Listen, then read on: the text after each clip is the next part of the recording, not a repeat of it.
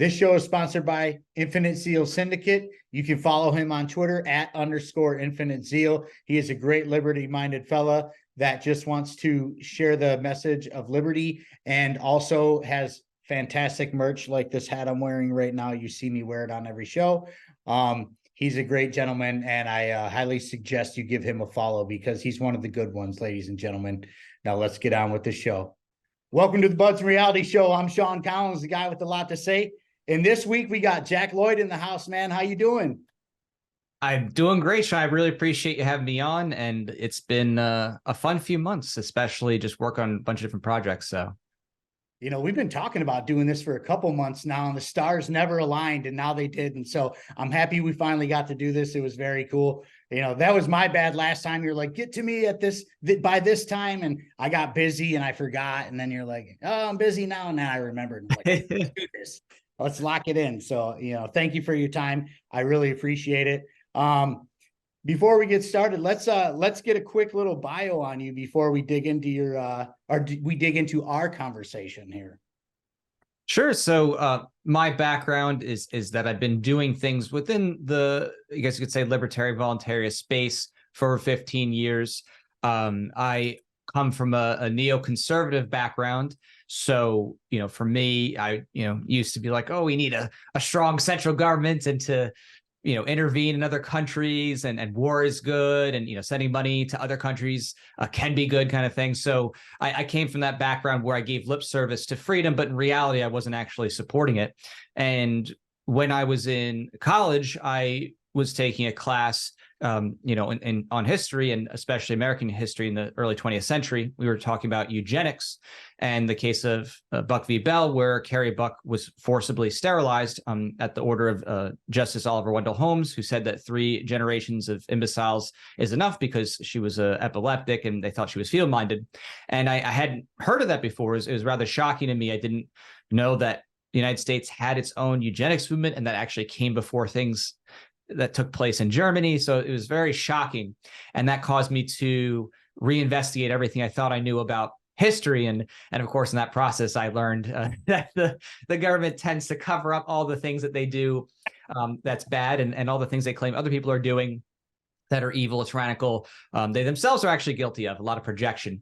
So I went down this path of research investigation and studying history and philosophy, and I started to move my way away from neoconservative to paleoconservative to libertarian, then eventually a voluntarist over the course of what would be 4 or 5 years of researching, investigating, growing. And then I took what I knew and I said I want to do something with that within the liberty sphere and kind of use my talents toward that end. And so I started to do various things, from writing some content to making videos to I guess you could say making memes. And then eventually I got to the point where I did grander and bigger things, from creating a comic book series to starting to produce other people like The Philosopher, to making music, and then of course nonfiction books. And now I just released my 3rd nonfiction book, which is Philosophical Voluntaryism. And during that time, that is in those developmental years, I also did things besides, of course, liberty work. I've worked as a criminal defense attorney, as a government school teacher, and as a tutoring company owner. Those are kind of the 3 major career paths of things that I was doing during that time up to this day. And now I mostly focus on producing. Nice. I dig that. And I'm also a former neocon. That's my background in a nutshell. Raised a Southern Baptist kid, so neoconservatism was the way it was. But let me ask, how old are you? I am above 30. Wow. So without giving over specifics. That's kind of impressive because the people in your age bracket aren't necessarily in the liberty-minded phase of their life really at all. My neoconservatism came, I'm in my 40s now, I'm in my mid 40s. And so hardcore Bush supporter, that was my first president I ever got to vote for. I voted for him twice. You know what I mean? I backed that war. I was like, man, we got to go kill these people across the pond because they hate us and they hate our freedom and they don't like our Christianity. You know what I mean? And I bought into that. And then I really did. I bought into it. And shame on me, really. I'll eat that for the rest of my life. I always will. And thanks Scott Horton for that as well, because after reading it already, I was like, geez, man, I really supported this shit. You know, but you know, it's one of those things where you grow and you come out of it, you know, but you know, I tell people all the time, this is George Bush's fault. This radicalized version of me is George Bush's fault. He did this to me. I'm a never Democrat, you know, so he's the one that pushed me to the libertarian side of things, which later, you know, turned into anarchist and, you know, ANCAP, whatever you want to put me under. You know, there's so many different, you know, political philosophies and names for things now, for crying out loud. You know, then even with libertarianism, it's right libertarian, left libertarian, you know, this, that, or the other. It's like, holy smokes, guys, or what are we? But, you know, you said you got some books out, and you know, you have 3 now, which is brand new to me. When I started putting the show together, you only had 2 books. So I thought, and so I'm like, man, that's pretty awesome. And, you know, I've gotten to know you a little bit through your writings and stuff like that. But when it comes to, you know, you wrote this, The Definitive Guide to Libertarian Voluntaryism. Now, libertarianism and voluntarism are very, very close, yet they have subtle differences. But the one thing that I find that's the same in between the two is that everything is consist on consent and private property.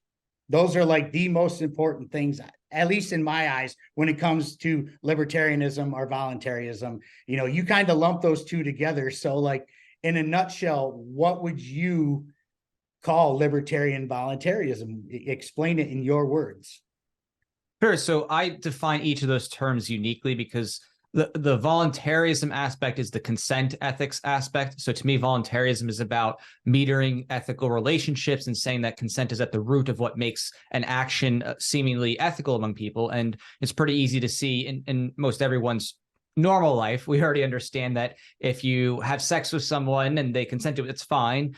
But if they don't, then that's rape. You know, if you hit somebody, that's a battery. But if you're consenting to a fight, you know, you're doing boxing or MMA, then of course it's not, you know, unconsensual there. So, you know, that's totally fine. So a lot of times when we're discussing what makes ethical human behavior, we're talking about that aspect of consent that changes something to whether it is acceptable or unacceptable. And the libertarian focus is the property rights aspect. So libertarianism is a property rights theory that, you know, starts with self-ownership and leads to outer physical property rights.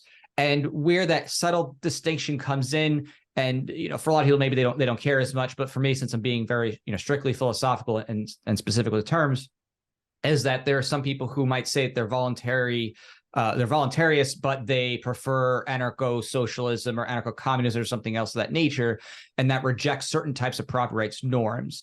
And while, yes, you can act that way in a sense within property rights, some type of established, you know, area for that, you know, I think there's still lots of philosophical problems there with conflicts over scarce resources. But technically, yes, as long as no one is otherwise violating each other's consent, you can have a preference for those things.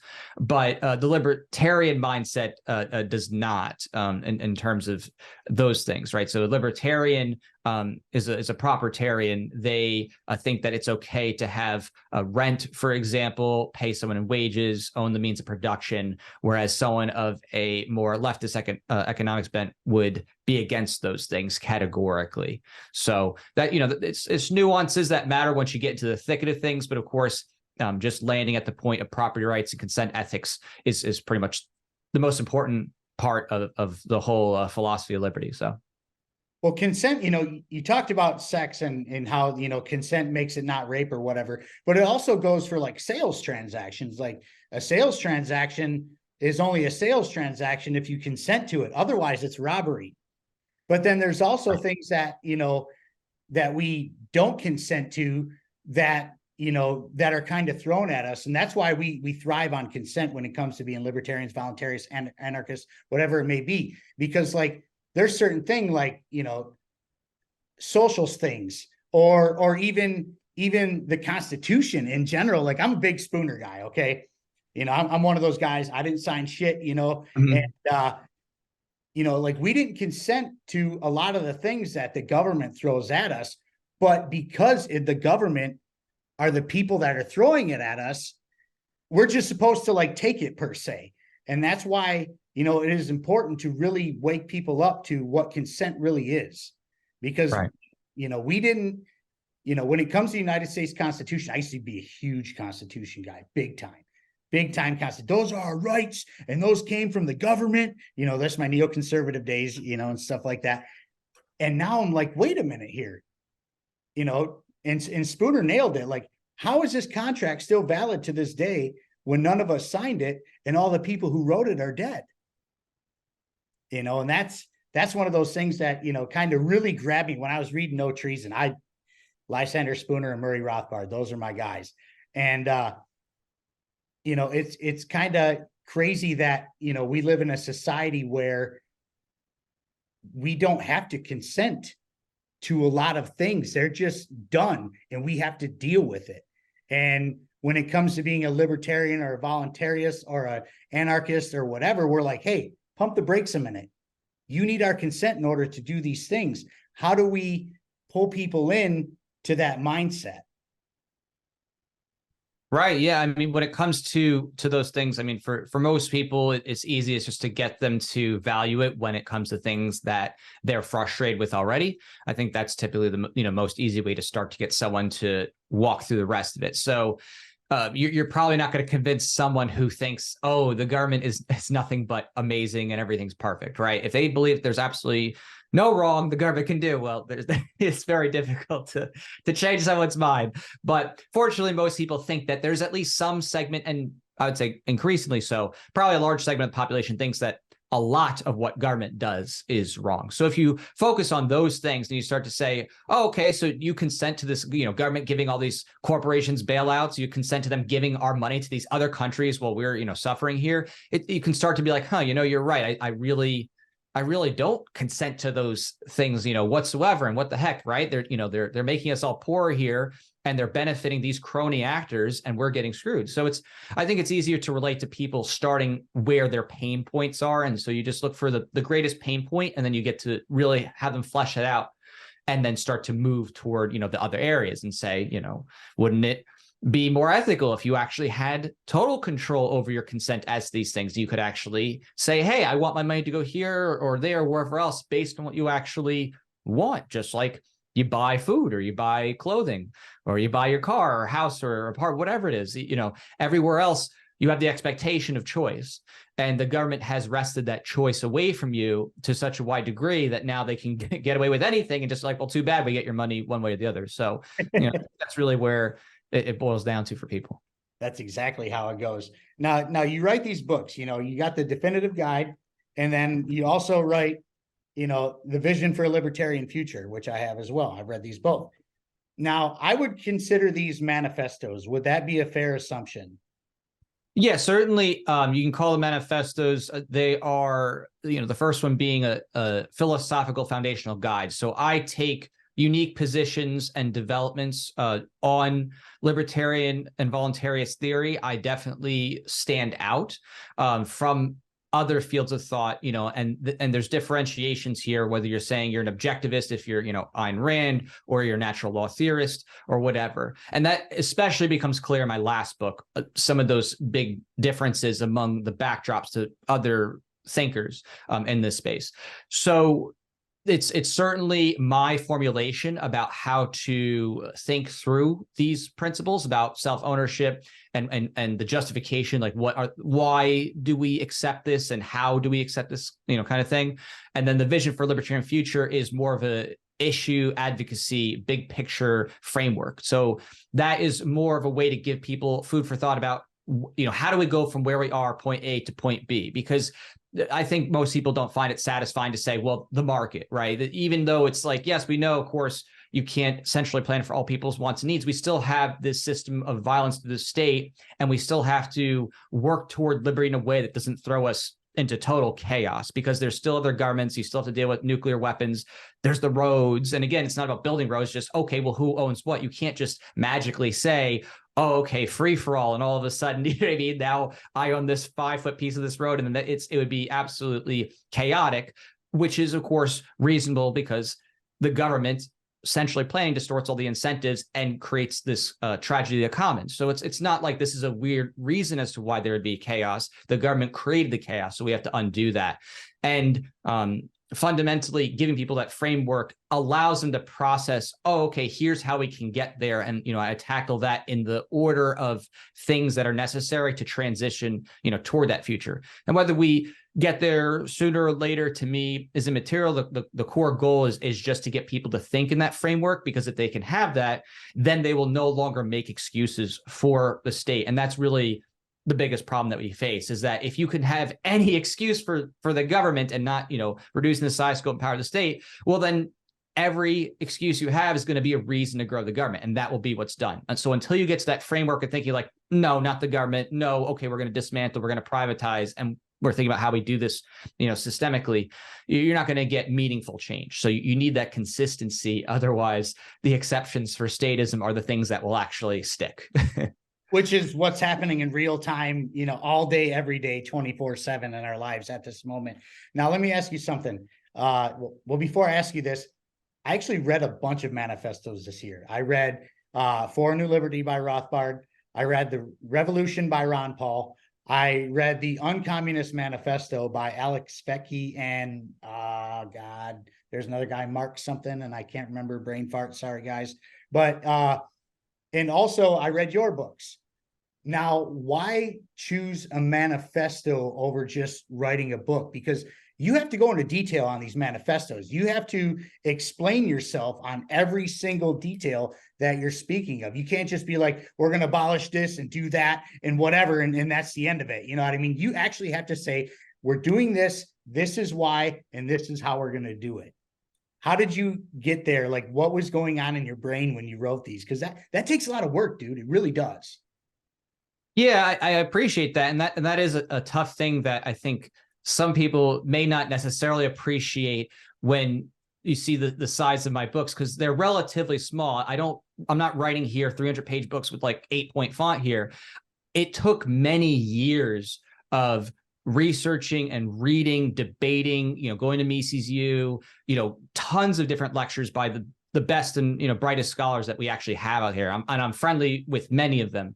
So to get to the point where I could write something that succinctly did take a lot of thought and a lot of comparison and distilling what is the most important and why. And so the reason why I wanted that was because I didn't see that existing, essentially. And as you know, there are other manifestos out there, but I didn't think that they did a good enough job of being as specific as they needed to be to give people a concrete idea of what is current, what the government's doing, and then, okay, well, what needs to change in an ordered fashion. And I think I take that even to a more granular level than several of the authors that you just mentioned, in specifics of what to do.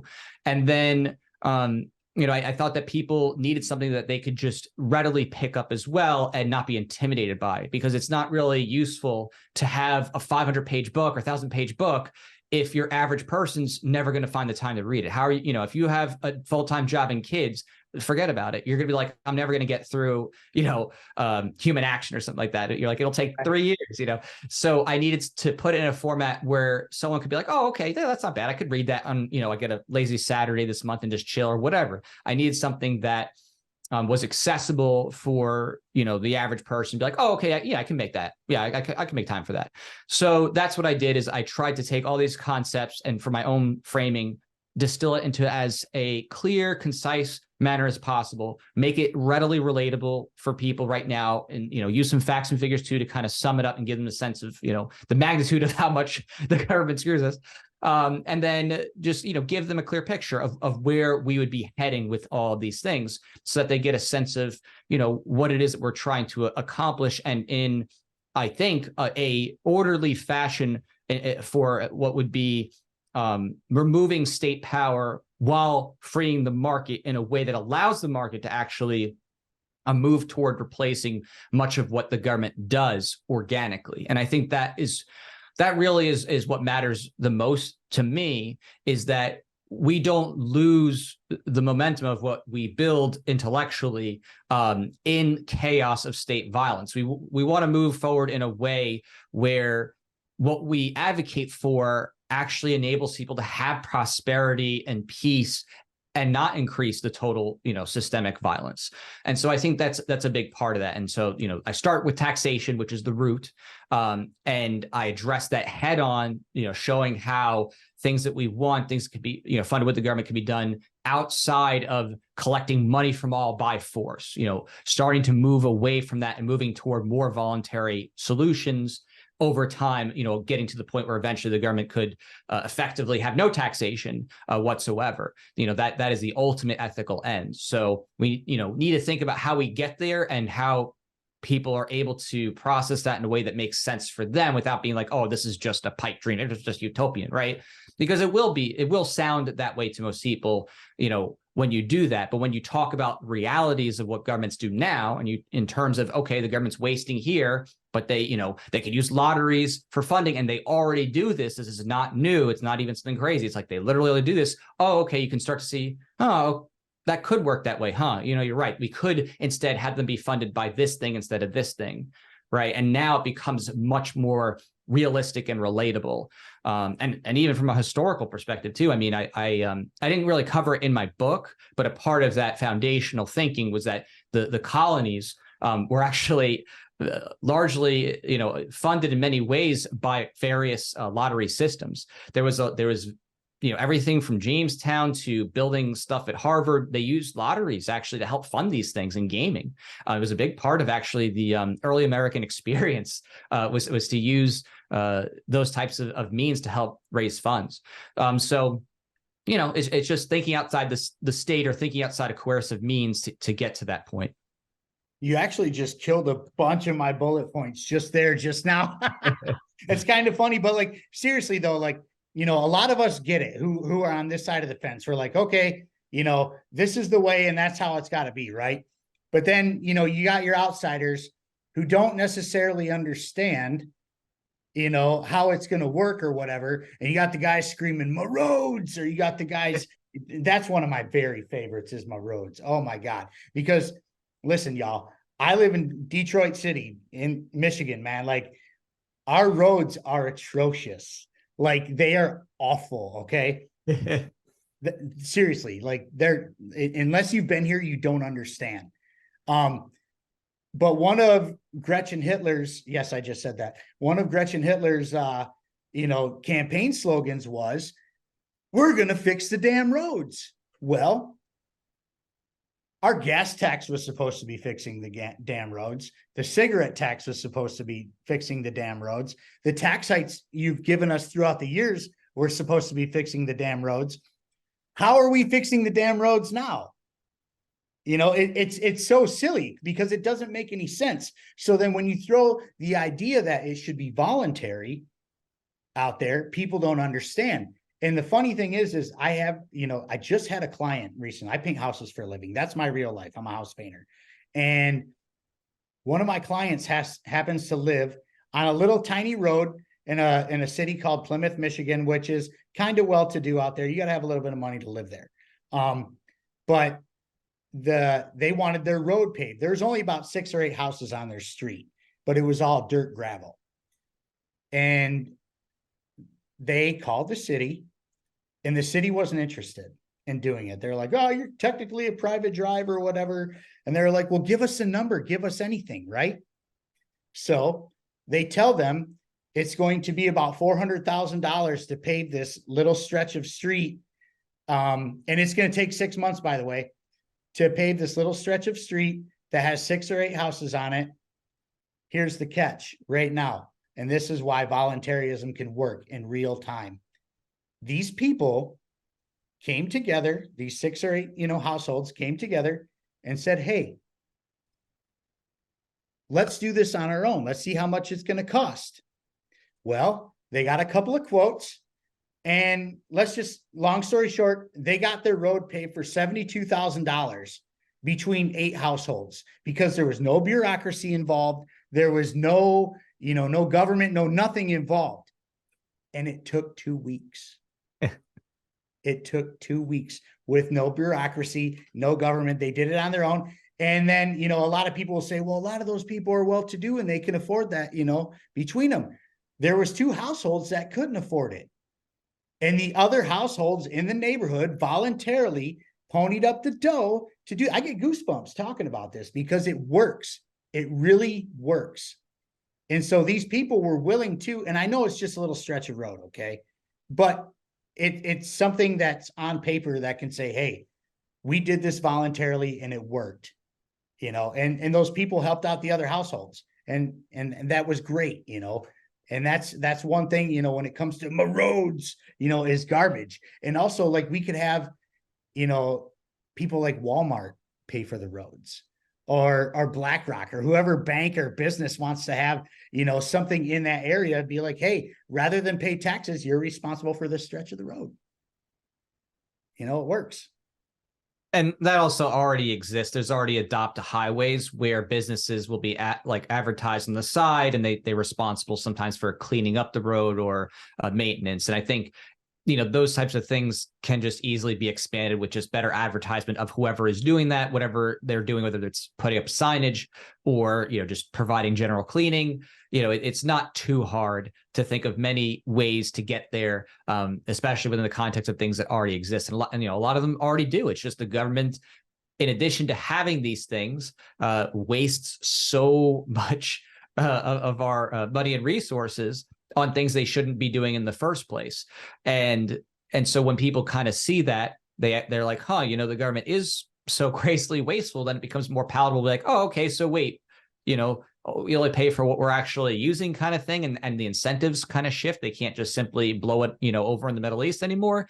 And it suddenly, you know, becomes a lot more sensible and realistic when you put in the context that this other spending the government's doing and these other actions shouldn't even be done in the first place, you know. So they should just be focused on, if anything, on taking care of the actual needs of people who are using, you know, various instruments or infrastructures, you know, that their money was taken in the first place to build.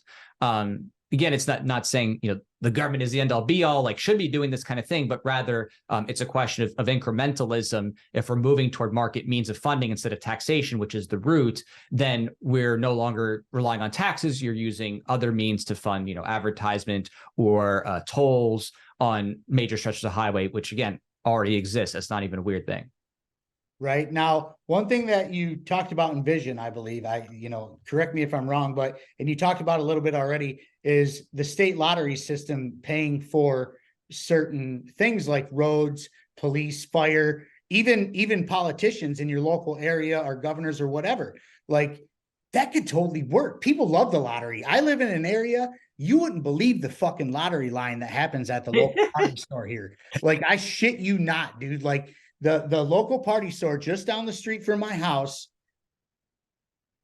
nuts to butts, dude. Especially when, like, right now the Mega Millions is about $1 billion right now. You can rest assured that line is nuts to butts out the store, wrapped around right now. This could work. It could totally work. This scratch off could pay for roads. This scratch off could pay for teachers. This scratch off could pay for city councils, mayors, governors, whatever it may be. Take us into that a little more in detail, because I actually love that idea. And you're right, it is happening now, but there's a lot of bureaucracy involved in that right now too. Right. So I talk about how already in 45 states, there are lottery systems, and these systems fund things that the government does. You know, for example, in Florida, they raised over $1 billion doing that, and they put it toward, they call it, you know, education. They do scholarships and other things for college and whatnot.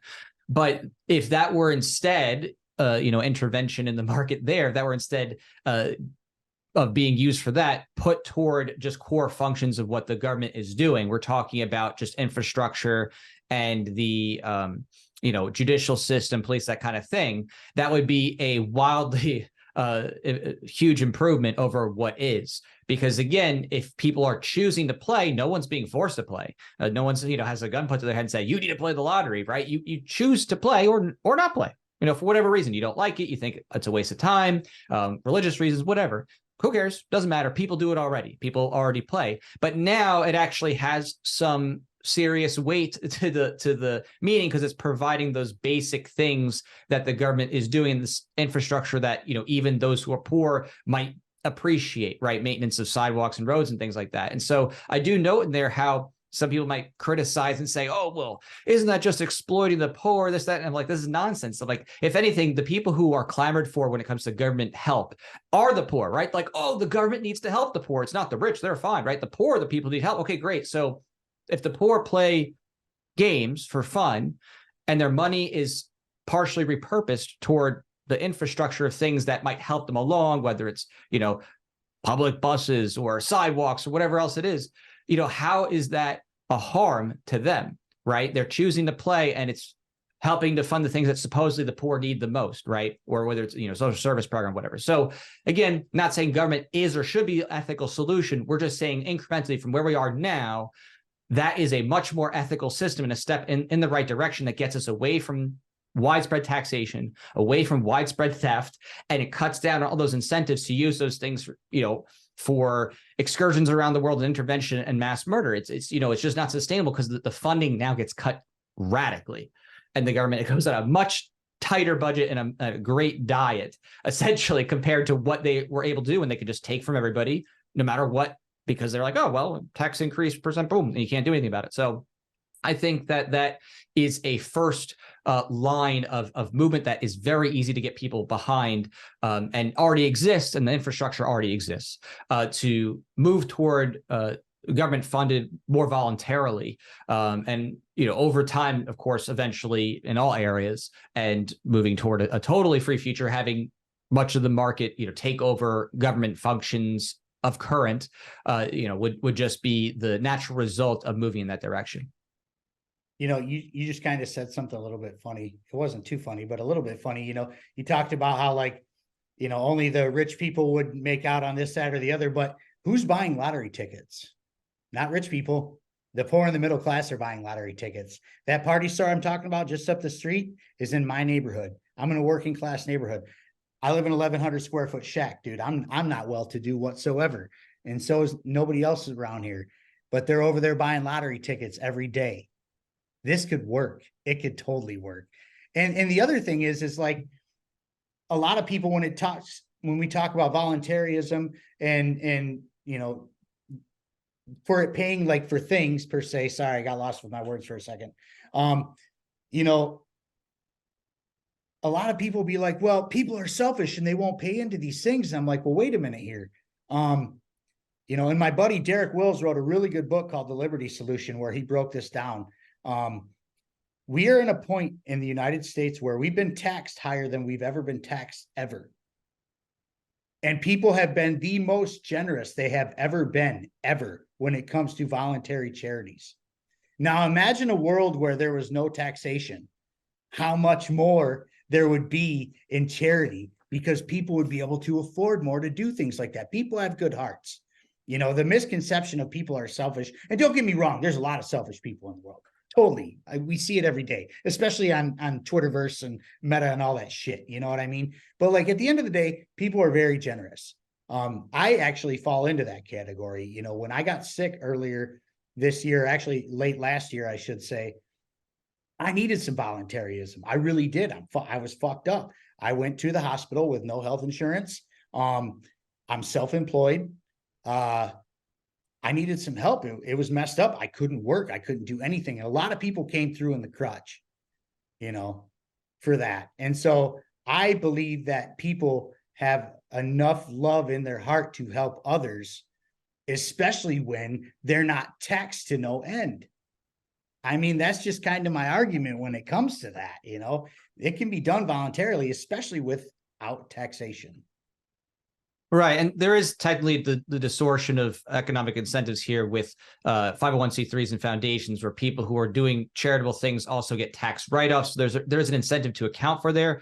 But to me, it doesn't matter, because even beyond that, there's so many, we're talking hundreds of billions of dollars worth of charitable giving and action that doesn't receive that tax benefit. And as you correctly note, when you have people having more resources, it becomes much easier to be charitable, right? It's very hard to be charitable if you don't have much to give in the first place and you're just barely getting by. But when people's abundance is much higher, then it becomes nothing. Like, you know what I mean? If you're like so wealthy that it's like, oh yeah, here I can help this person out with $100, where it's like, oh, it's nothing to me, right? That's a good position to be in. And so we want to be in a world where prosperity is so great that charity is like nothing, right? So that's kind of the ultimate drive here that we really need, is we need to have prosperity. Otherwise, you don't even have the surplus with which to help those in need.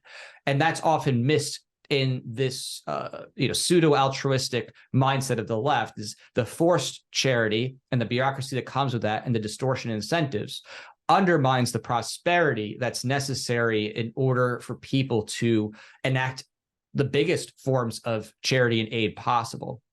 So yeah, I really don't see any of those things being a problem. It's just a distortion on incentives from the government. And of course, and part of that, the subsidy of unhealthy living or unnecessary risk is always going to give us more of those things, right? When the government subsidizes things, it tends to attract more people toward that and to stay on welfare who don't need to be there, or to live unhealthily because they think, well, I'm just going to get subsidized anyway. Who cares, right? So, those are important incentives to realign when it comes to a freer market. Absolutely, absolutely. Now we bring up taxation, and taxation in my eyes and some others, and I don't want to talk for everybody, but pretty much a lot of folks from the libertarian anarchist, voluntarist side of things, will say taxation's theft or extortion or slavery, and we need to end it, and it's going to be gone, and that's going to be that. Like if we get into power, taxes are going to go away. But you mentioned something in your book, which I appreciated, because anybody with a brain knows that you can't just abolish fucking taxes and everything's going to be hunky-dory, okay? This is going to be a fucking process, and you kind of talked about like a 10-year plan in your book. And I'm like, I can get down with that, because this isn't an overnight sensation. If you abolish taxes right now in our current climate, it's not going to work. It's going to be quite disastrous, to be honest, and as much as I would love for all that to just go away, nobody really knows how that would work if we just axed it. So a gradual thing would be much better. And that's something, I really wanted to, hit on when I was talking to you, because I think that's a great idea. The 10-year plan, gradually walk into it. Take us through there. Sure. So in my vision for libertarian future, I do talk about ways to think through this incrementally. And the reason I make the plan is not because, that's the end all be all, the only way to get there, but it's to give people a fixed idea of how to think through advocacies that I think most people are going to be able to resonate with. If you come up with a political plan, it feels a lot more secure and reasonable, as you just noted, than to just think that, okay, magically there's a rapture and all the government workers are gone and somehow there's no problems whatsoever, right? It doesn't really make a lot of sense, considering all the different operations and mechanisms of government, from facilities being run to weapons being stored places to biological agents to, other governments. There's a lot that needs to be dealt with. That doesn't mean, of course, that it shouldn't be. It just means that what we focus on in terms of transition culturally needs to strike at the root and hit the most important things that removes the coercion out of our lives and actually enables the freedom to happen. And I think that this, in a comparative, is very obvious in areas where the government has somewhat gotten out and the market has been freed. I think a simple one is, marijuana or cannabis legalization or decriminalization, right? It's very patently obvious that when the government steps out of there, again, even if it's not totally stepped out, you have this crazy market burst with suddenly all this innovation and stores and accountability and lab testing and product selection. And then basically it becomes really tough for police to even do anything about it, because now it's like, you're not going to get juries that want to convict, like in California. Like, good luck getting someone to convict on marijuana possession in California, right? Nobody's going to do that. So when you have that market shift, it changes the culture. It provides people with visibility into what can be done. And so we need that with government getting out of the way and market solutions being able to arise and outmode the government services. And that doesn't just happen instantaneously. Any type of business orchestration takes time to develop, build, market, get people onboarded for. I mean, it can happen a bit faster now thanks to internet technology, but it's not immediate. It's not overnight. It takes time for people to learn, adopt, use and test and that kind of thing. So within the 10-year plan, it's more just a de-escalation of violence by the state, focusing on ending the income tax and then other types of taxes going through until we're down to just basically a lottery and a tax on casinos, and then eventually no taxes whatsoever and no monopoly even on lottery. And that helps people to think about how you can advocate for removing the largest elements of systemic violence in transition without things being thrown to total chaos. And it's not very hard at this point, I think, to get people behind abolishing the income tax and the IRS. I mean, the popularity of those two things has never been lower. So if you just simply say to you, hey, what if we start with abolishing the IRS and the income tax, and we start to move toward government being funded by more voluntary means, you're more likely to get people like, yeah, you know what, even, within regular conservative circles, they really are coming around to that idea of like, yeah, you're right, we don't need that. You know what I mean? This is ridiculous. So that's what incrementalism is in how I frame it. It's just a framework to help people think about where we can go and how we can do things intelligently so that they're comfortable going down that path. Because it's just hard to go down that path for a lot of people without hearing reasonable ways to get there. And so, it's not to say that these principles aren't true at the foundation, and that, a truly free market isn't the ultimate goal, but it's that we have to deal with the reality of deconstruction of what government, has distorted, while also helping change minds and the culture sustainably, so they stay focused on, okay, here's the direction we're going in. Oh, that's right, this is what our goal is. Let's, not deviate from this incremental dismantling of state violence, across the world and at home. I dig it. Now, here's the $1 million question is, how do we get there? Because, right now in real time, Argentina is getting there right now. This is something I've been watching very, very closely. They're projected to elect the first libertarian president. It's going to happen. He's up by like 10 or 12 points at this point. Javier Milei, I love what he's doing down there. But what it took for them to get there was a complete collapse, a fallout. The bottom fell out of everything. They lost their dollar. They lost their economy. They lost everything. I mean, and at one point, Argentina was the third largest economy in the world. Buenos Aires was one of the biggest import-export, trade areas in the entire world. I mean, and then the socialists came through, or as Javier Milei would call, the shit leftards, which I love that, by the way. I totally love that. I totally use it now because it's hilarious. But, it took that for them to adopt. Really, he's an anarcho-capitalist, by the way. He's not, which God bless that man. Seriously, how are you going to be an anarcho-capitalist and get so much mainstream love, and like the people behind you is beyond me. I get goosebumps talking about that too. But like, it took the bottom falling out of everything. Their money, their economy, all of it fell down completely. And here we are 20 years later, and they're trying to adopt these things. And is it going to take that in the United States? Do we have time before that? Because at this point, I feel like it's going to take the same to get people on board with these ideas. Yeah, I mean, generally, I'm a huge proponent of that concept that there is no change until the pain to stay the same, is greater than the pain to change, right? And that pain to change suddenly seems like a big relief. So I think that is very true. Generally speaking, you will not see changes until people are really hurting economically. Now, that said, our experiences here are not a monolith, right? We have 50 distinct legal jurisdictions in the United States as far as states versus federal government goes. The federal government can do some damage, but there are going to be various levels of acceptance or resistance to that. And it's very likely that it will be not uniform in terms of people's experiences in economic collapses and destruction. I imagine that California or New York or Illinois is not going to have the same experience as people maybe in Florida or Texas.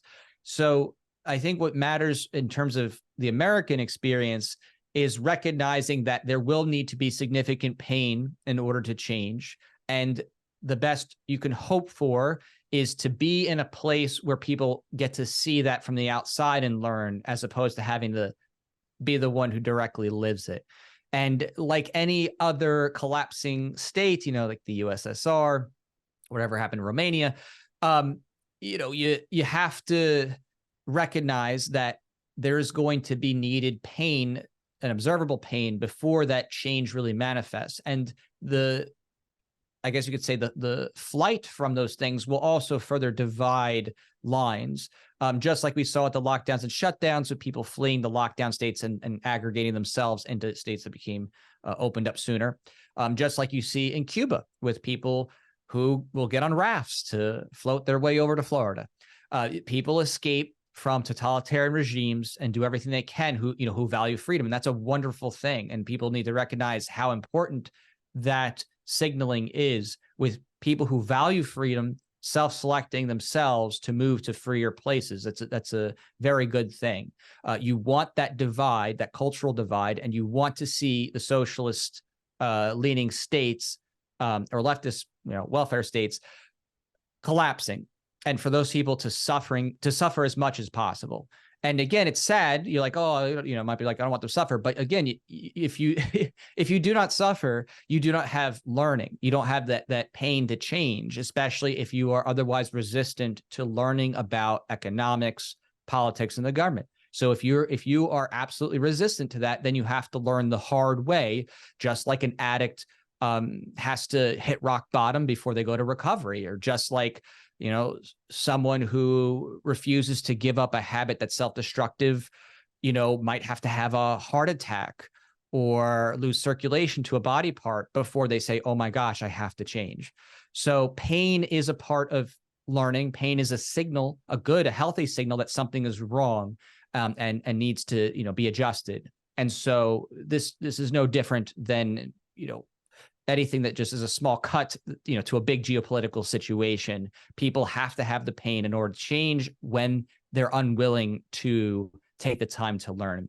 And that, is also itself something that others can learn from, those who are, wise and look at those things, from the outside.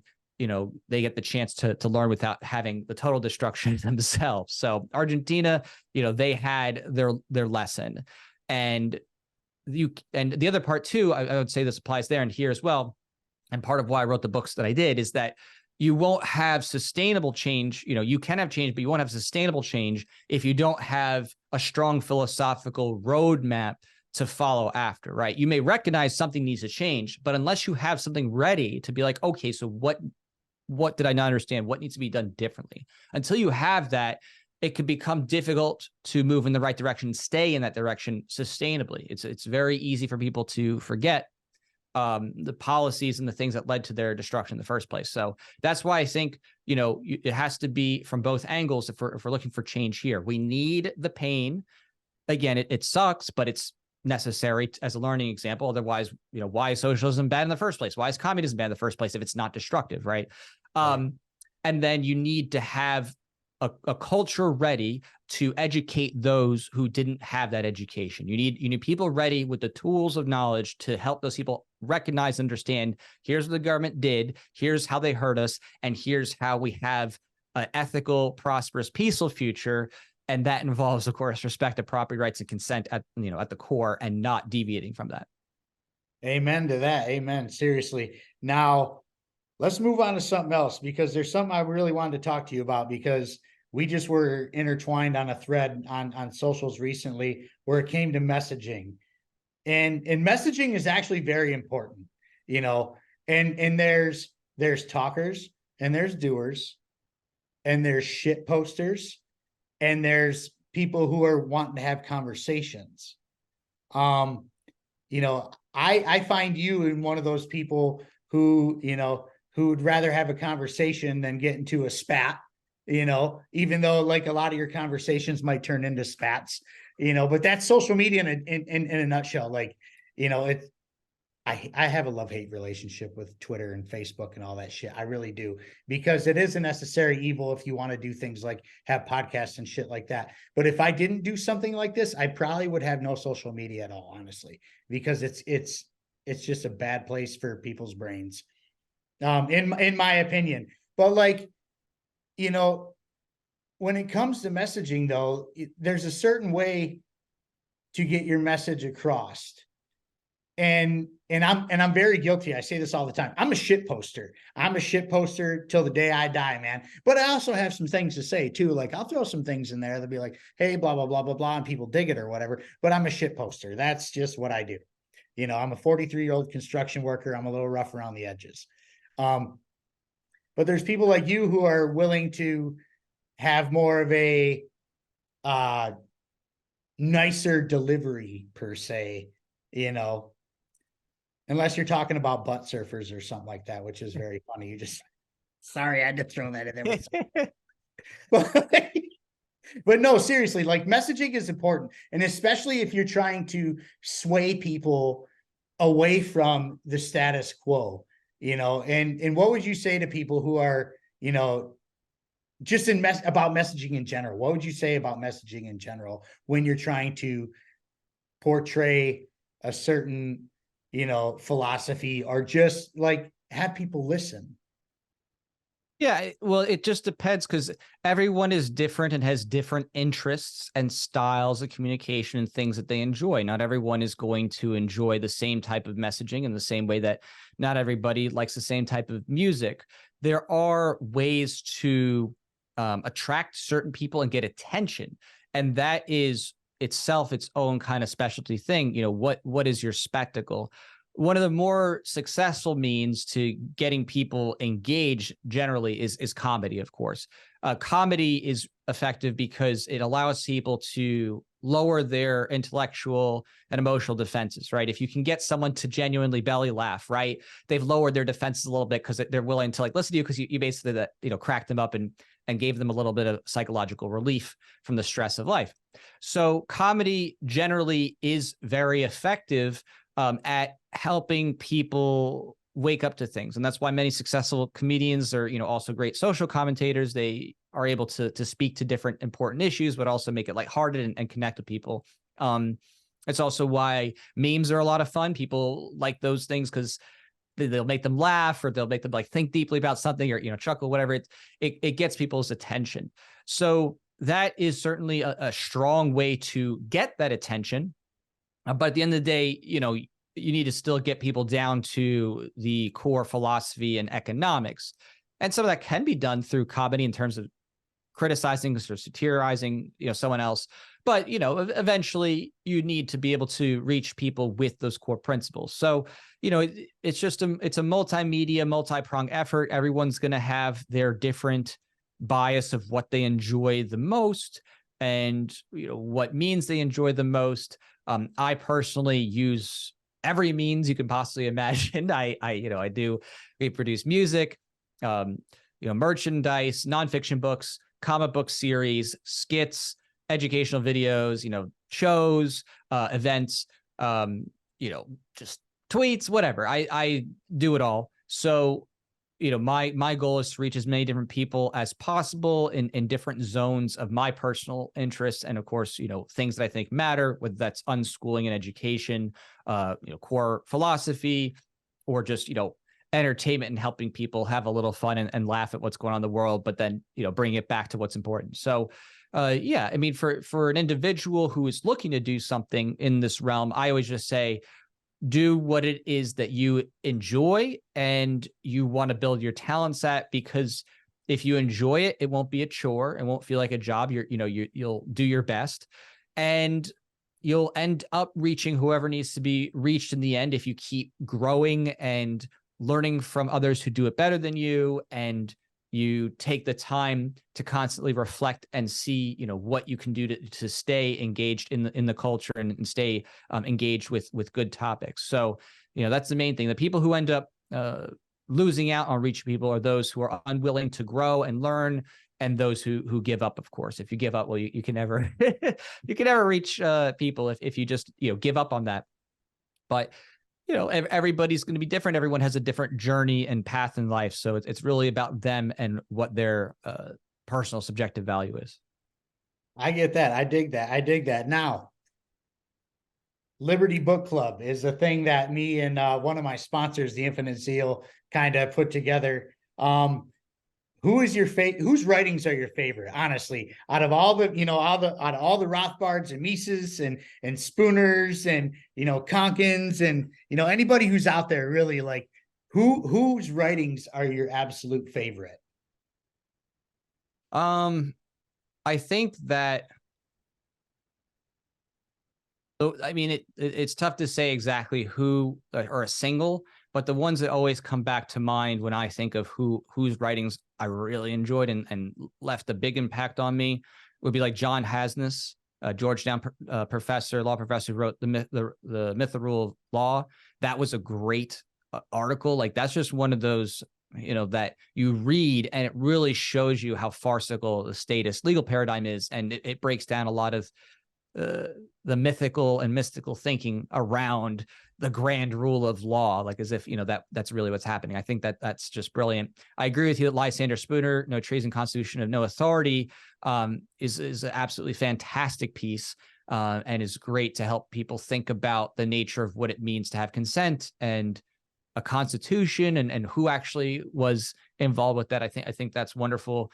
And then probably one of my favorite books would be The Ethics of Liberty by Murray Rothbard. I think that was a pretty great primer on the principles. I think that is probably one of my favorites. And then an honorable mention that is very unusual that people don't usually know about is Alexander Marchand, his book, Beyond a Government Hunted World.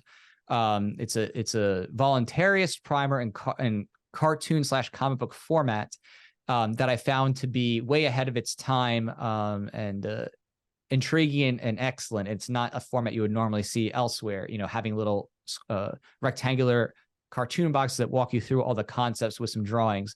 And I always was impressed with how he laid that out. So That's awesome, man. Myself, I'm a huge Rothbardian, if you can't tell by the Spooner, Mises, of course, geez, I read The Theory of Money and Credit while I was sick.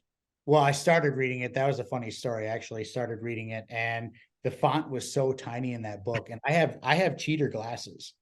I couldn't get through it, so I traded it. I actually got Scott Horton's enough already in that trade, so it was very cool. But like, I ended up getting on an audiobook and being able to listen to it. But like, reading and learning is so very important. And this is what I try to drive home with the Liberty Book Club stuff. Is like, part of being a liberty-minded person is unlearning all the trash you learned in your government indoctrination camp. And in order to do that, you got to read the books. You have to, or you're never going to know. Or, nowadays, with technology and stuff, you got your podcasts, and people will tell you, but you don't know what's what. Read the books. That's the best way to learn. Even I learned a lot reading your books, man. I did. It's cool to hear different philosophies and stuff like that. You don't want to, pigeonhole yourself into one thing. So it's very cool to be able to, learn, grow, and just be able to move on from the status quo, which is something that I try to push. I'm like, read the books, man. You got to read the books in order to grow, because otherwise you're just a talking head. Honestly, you're just a talking head. That was me in the beginning. Like, I started this podcast, January of 2022. And it was just me and my buddies bitching in my basement, about the government and just talking about, it was garbage. I had a good time doing it, but really it was rubbish. It was bitching. It was all bitching and bashing, and nobody was learning anything. Now I would rather, help people learn, the ideas of liberty and the principles of liberty, and reading was the one way that I've been able to do that. So I always say, push the books. I always like, asking people who their favorite authors and writers are and stuff like that. So I appreciate you telling us. But before we go, do you want to plug anything? Let's plug your new book. Tell us about your new book, man. Sure. So this new book here that I got. Yeah, there we go. There we go. Yeah, Philosophical Voluntaryism. So this is my latest nonfiction book, and it closes out my trilogy.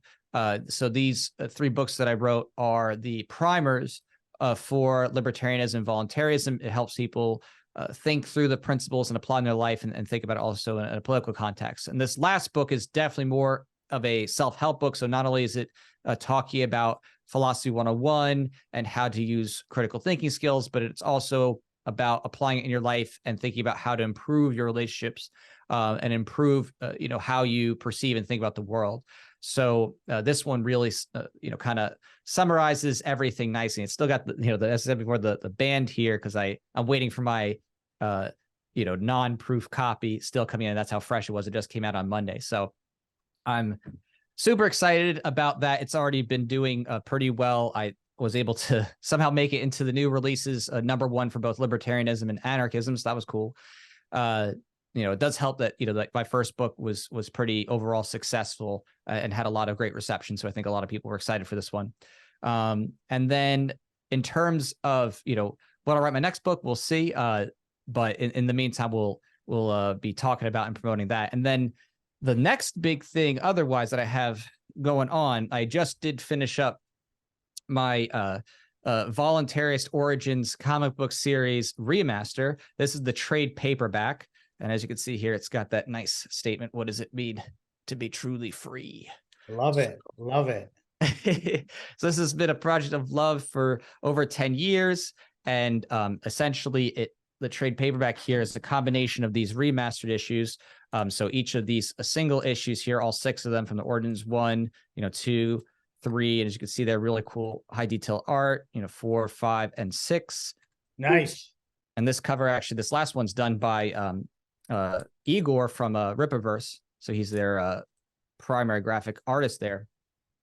So that comic book series is continuing off at the end of October 29th. We're going to be kicking off the next arc called Suit Saga, the first issue for that. So I've been doing a lot of promotion and preparation because it's been a long time coming since, I did my last campaign well over a year ago with having to redo certain pages and put things together into this big compendium, 192 pages. So I'm really excited for that. That's going to be a big hit and a big release once we do that. And then hopefully somewhere in the next few weeks, I think our next music video will be coming out. We've been working on that behind the scenes for the Break the Great Reset. So we were just shooting that a little while ago, and we're in post-production now. So, man, that's awesome. I do appreciate the work you're putting in. I really do. I love your books. I really look forward to reading the third one. I'm not a big comic book guy. At one point I was. I still have some comic books from way back when. I do have the very first Submariner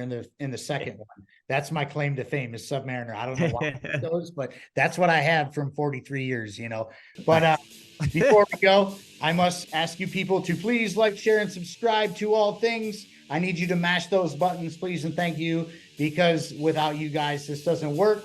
And also, I got to give a shout out to my new sponsor, Anarchy Wear. Look at the flag, enemy of the state, Murray Rothbard. You can get it there. I'm also rocking a Become Ungovernable shirt with the anarchy symbol over the earth. It's a very subtle. They have some flagrant T-shirts as well, which I love those the most. But they do have some subtle ones too. Gear is a great way to strike up conversations, and it's a good way to get the message out. But until next time, y'all, peace, love, and liberty. Jack, thank you so much for doing this, and I wish you luck on your new journey with your book and your new comic book and all that. I hope you make lots of sales, and keep doing the damn thing, brother, man. I appreciate it. Thank you, Sean. Appreciate you. Thank you.